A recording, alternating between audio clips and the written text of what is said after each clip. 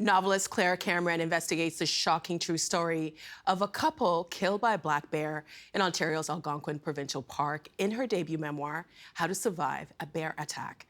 Why did this tragedy resonate with her, and what answers did she hope to find in her quest? Claire Cameron joins us now for more. Hi. Hi. My goodness, you can write. Thank you. This book is so incredibly beautiful. It's so personal, but it's also, it's kind of a guide for something that people might not understand. And just for the record, you were not attacked by a bear. I was not attacked by a bear. What happened in your life to prompt you to write this memoir? I have always been an outdoors person. I love Algonquin Park, specifically, about 3 hours north of Toronto. And I've spent my whole life in the wilderness. My father died when I was young. He was diagnosed with cancer, melanoma. And the way I recovered was going out to Algonquin Park specifically and learning to canoe and that sort of thing. And then when I turned 45, I was also diagnosed with cancer, the same kind of cancer. And it's skin cancer, and I have a mutation, which means that I can't go in the sun. So the way I recovered from my father's death and that I learned to cope with hard things in life was gone. And I was at such a loss. And it was during that time when I was sort of unclear what to do and not sure about my fate or how long I'd live that I got obsessed with this bear attack again. And you describe that ability to be able to go outside as a loss. I want to come back to that in a moment. Okay. But when you get this news, you're 45 years old. Your dad got his diagnosis when he was, I believe, 42. 42, And yeah. you were 9 years old? Yes. Very young. Yes. And then you had to relay this news to your children. Yeah. Knowing how you felt and the things that you processed as a child, and now being a mother and having to relay that same information to your children, how did you navigate that? It was so hard. I think especially when I first got the diagnosis. My dad died of cancer in the 80s, so it was a really hard, and it was skin cancer, but it metastasized. And he had chemotherapy, which at that time was sort of like a flamethrower. And he was 6'5". He went down to about 100 pounds when he died. So it was this difficult death that I had such a vivid memory of, and all I could think was that was my fate as well. In some ways, I've never felt closer to my father because we were genetically intertwined. On the other hand, it was just horrific to think not only that my life might be a lot shorter than I imagined, but that the end might be hard and that my kids would have to watch what I had. I wanted to read a passage from the novel, if I could. You write, I had learned to cope with difficult things in a certain way. My ability to weather the elements in the wilderness, which by its very nature includes sun exposure, had helped me find strength, courage, and perspective. My first instinct after learning I had cancer was to get in a canoe and paddle away. Now the way I'd learned to heal was the one thing I could no longer safely do. Everyone deals with grief in a different way. From your story, as you just said, that the way you found solace and also how you dealt with the grief of your father dying was by going outdoors. Yet, with your diagnosis, you can't do this anymore. How did you process that loss? How did you approach that loss? I think I have this vivid memory of being in my chair in my office.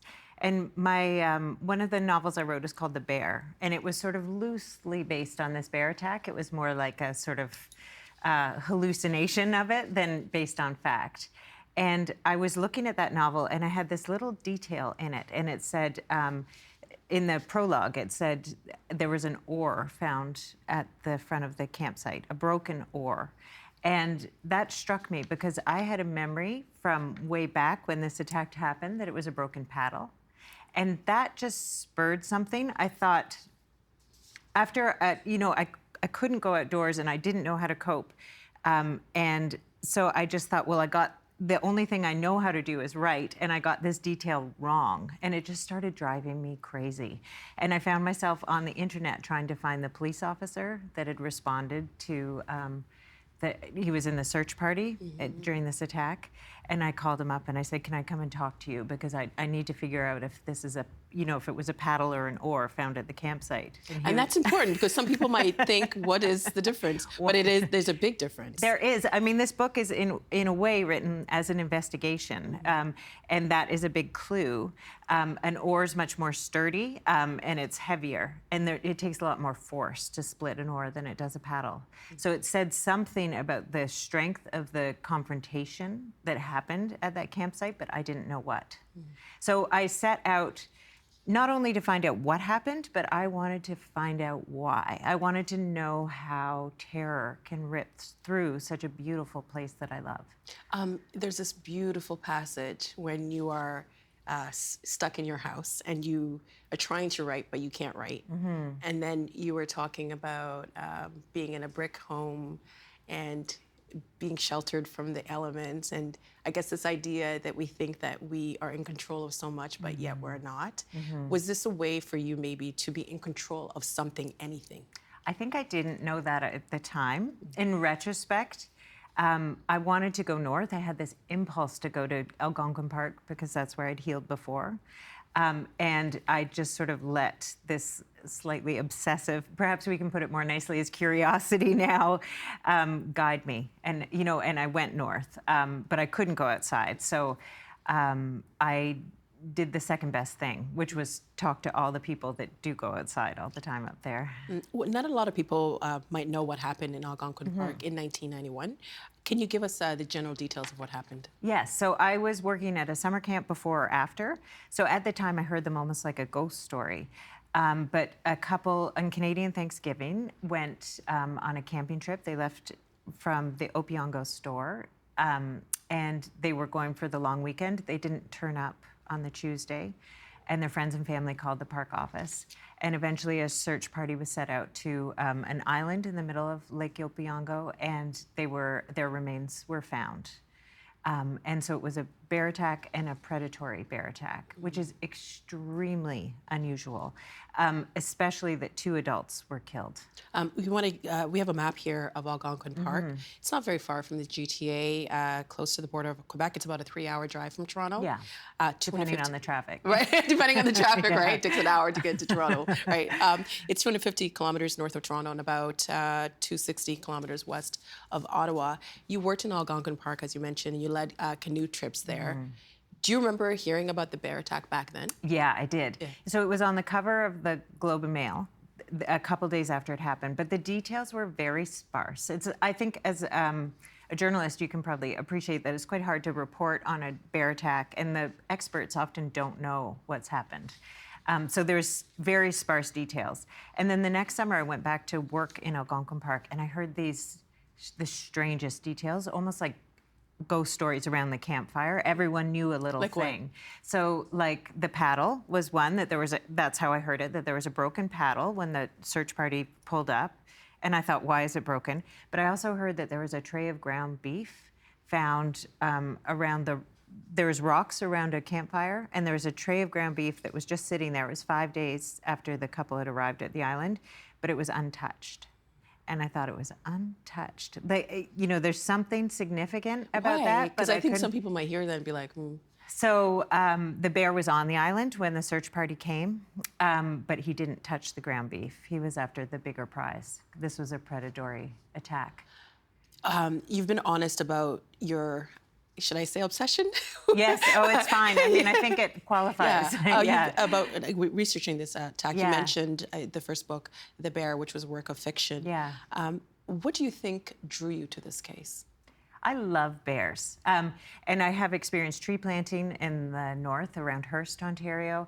I lived with bears there. I've seen them I've had such peaceful encounters. Black bears are shy. They're smaller than grizzlies. They're more like, and I've thought of them through much of my life, like overgrown raccoons. If they come close, and they generally don't, they get into the garbage or they're attracted by food, and it's my mistake. So I knew that. I had these very peaceful encounters with bears, but then I also knew this had happened. And it was like the more experience I had with the bears and the more research I did and realized how uncommon this was, it was a big gap opened up between the two. And on this one hand, there was this sort of monstrous act. On another, the animals I knew. So I think that in between there. You did a lot of research on this. You actually went to the site several times where the attack happened, and you even slept there. What was it like the first time that you went? My husband, the first time? Yeah. The first time was with a man named Jerry Shamanda, who was in the party, the search party. He worked at the Opeongo store at the time. And he took me over in a boat. And it was amazing because it was 1991 when it happened. And we were there, 2019. But when he talked about it, the blood still moved in his chest. And it was, you could really see it, the memory of it in his eyes. And he also was in a very similar state to me in trying to understand the attack because he'd had as well a lot of experience with black bears that were nothing like this, very ordinary experiences. And then you have this crazy idea to sleep there, and your husband says what? So my husband's from California. He's seen a few black bears, but he's not as versed in the Canadian wilderness, and he was unsure about the whole idea. But I really wanted to go to, it turned out to be so important. I wasn't sure what I was looking for. But we actually, when we were paddling up to the island, there was this, a naturalist at the time in 1991, the park naturalist said, the couple, this was not their fault. They did nothing wrong. They were just in the wrong place at the wrong time. And I knew that was true on a level.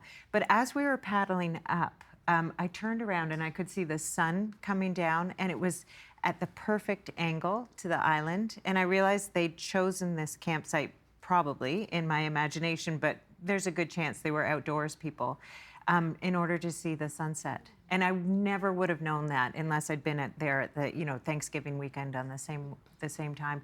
And it just gave me this kind of solace, like maybe they were exactly where they wanted to be. It gave you peace.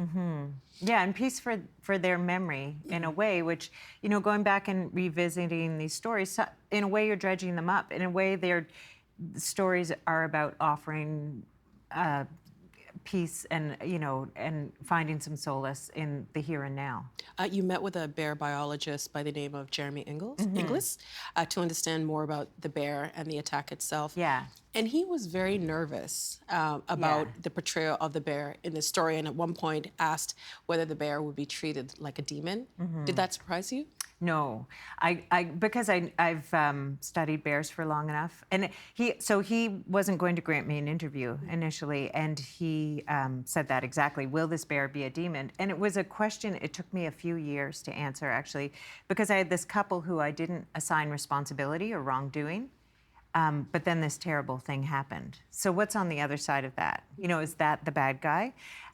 It took me a couple years to understand this attack from the bear's perspective. And quite a bit of the book is telling the story of the bear and the year leading up to the attack. Why did you, it was a very intentional choice by you to do that. Yeah. Bear attacks are very rare. Why did you choose that approach? Because I think a lot of people kept saying, you'll never understand this attack. And I thought, well, there was one point at which I found in the archives below the visitor center in Algonquin Park, there was this binder, and someone had saved a picture of the bear in a local newspaper, and he was lying on his side. He looked very healthy, and he was about 8.5. He was an extremely successful, he wasn't sick. He didn't do this from a position of weakness.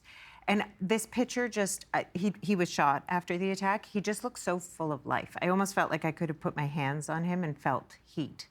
And it made me realize this bear had a life, and he made a decision. And I couldn't solve the case. I couldn't figure out why this happened.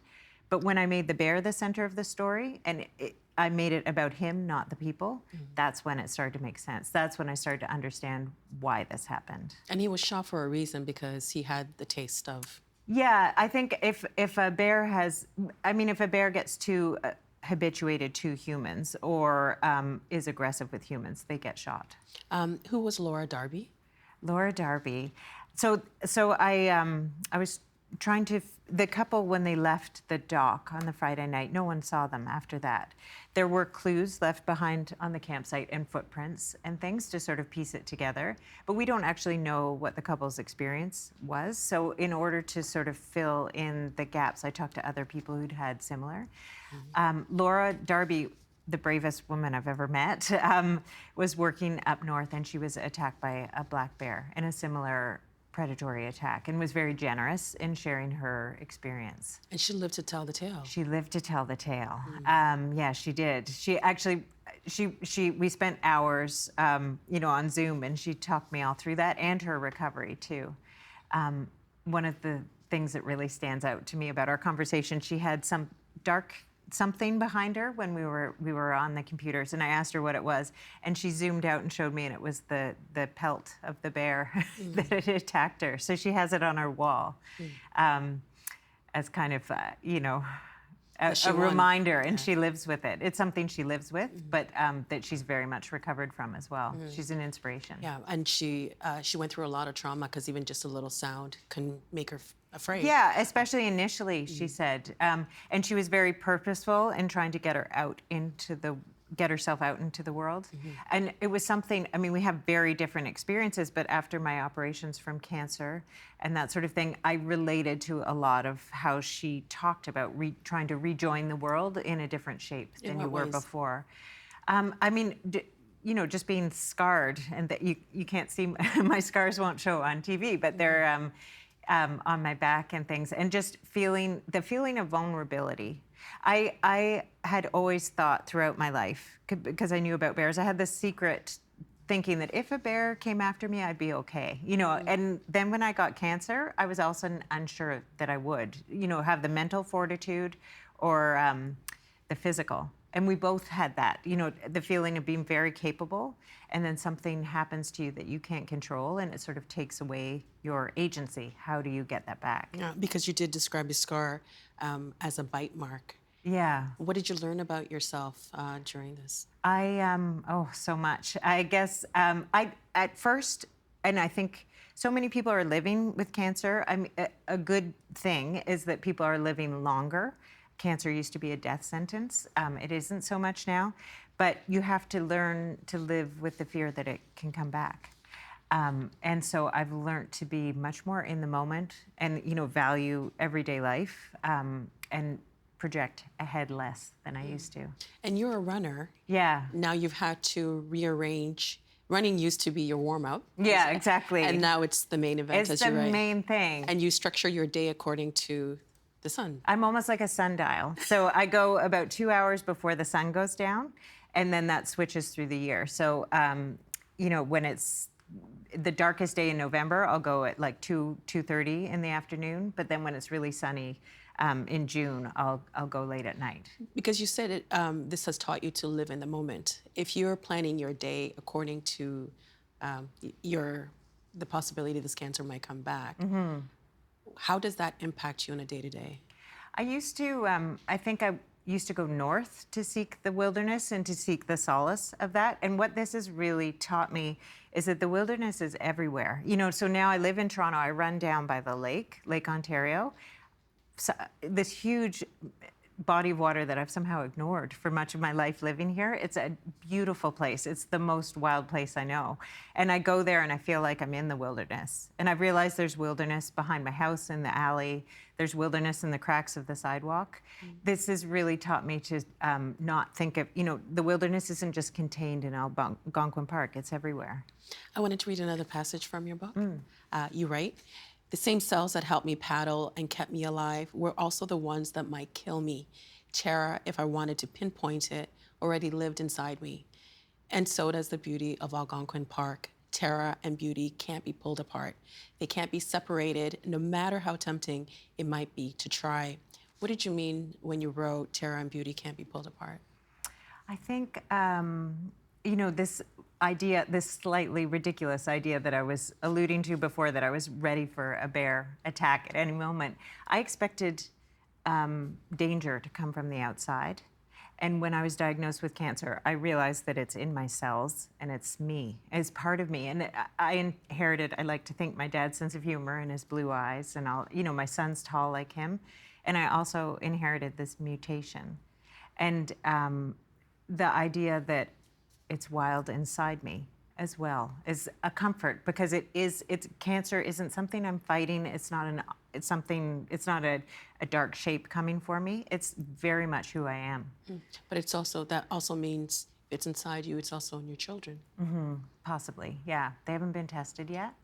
But yes, it's an inherited trait. How do you reconcile that? I don't know that I have quite yet. My oldest is 19, so he's making his own decisions. But it is something we just try and talk about and be present with in our family. And that's another thing, that you can get paralyzed by fear, or you can lead with love and connection. And so that's what we're always trying to do. I love that, lead with love and connection. When you were diagnosed, you wrote that you lost your voice. You felt like you lost your voice. How has this investigation and process helped you find it? Has it helped you find it? Absolutely. I think there's a bit of fiction in the book, and I was sort of stuck. So I couldn't go into the wilderness. I just have my picture of myself stuck in the blue chair, and just this obsessive curiosity I had about figuring out the details of what happened in this attack. I met people like Dave Stott, who's a retired police officer with the Ontario Provincial Police, who was incredibly generous, had me to his home. He was a first responder. I made friends with him and his wife. Or the bear biologist, Jeremy Inglis, I keep in touch with, and I'll go up and he has trail cams and all that sort of thing. I just started to turn outward. I think being diagnosed with cancer, I got very internal, and this investigation helped me turn outward again and find, so I know I wasn't on a 30-day canoe trip, but I was spending my days on the shadier trails of the park, and I was talking to people who were passionate about bears, or law enforcement, or who'd been through an incredible experience. And I got to, this is about the connection. It's about connecting with people and spending your day with something you're interested in. It's that simple, I think. And I really appreciated how you told the story of the couple, because you humanized them. Because I think oftentimes when we hear awful things happen on the news, the people's names might be mentioned, but you spoke to their families, you painted a picture of who these people were, and I thought that was so lovely. This book felt like a book about the human experience of processing fear, things we can't control, grief, and the unknown. What message do you hope that readers take away from your story? I hope it's a story about connection and about love. That those are the two things that matter, and everything else needs to be organized around those. And it's amazing if you let those two things lead, the resilience. I think in the book I describe it as, we're all born and we're all going to die, and in between there's a bridge, and that is love. And that's what you have to wake up and focus on every day. And we get to decide how we live that. Exactly. How are you doing now? Good. I've had, sort of good. My genetics aren't great, I guess. So I've had cancer since the initial diagnosis, on my leg and in my eye too. So it's something I've lived with. For a long time, I was waiting to get over it, but that's not the case for me. I'm going to be always having it. And in the book, you describe what the operation was like when you had it in the eye. Oh my gosh. You are such a bad, fill in the blank. You are like a rad person. The way you described, you were watching and the things that you've navigated. You're such a beautiful writer. Thank you. And something that you actually do learn from the book too also is you do learn how to survive a bear attack. You do. There's a practical, so I'm not just being arty with this title. And part of that is because people know I know about bears, and they're always saying, well, what do I do if a bear comes into my camp? Or what do I, so I really wanted this book to have a practical element, because it's actually quite a complicated answer, and it takes a length of a book to answer. So I hope people come, because the big danger to bears, there isn't much, there's one bear attack like this a year at most in North America, and not like this because 2 people were killed in this one. Statistically, we kill bears in the thousands. That's, and if we need to learn to live alongside bears, and the way to do that is to learn how to coexist and treat them well and keep our campsite clean and stuff like that. So there's lots of that kind of thing in the book as well. Claire, thank you so much for coming in. Thank you. Fantastic book. Congratulations. Thank you so much. Thanks. Okay.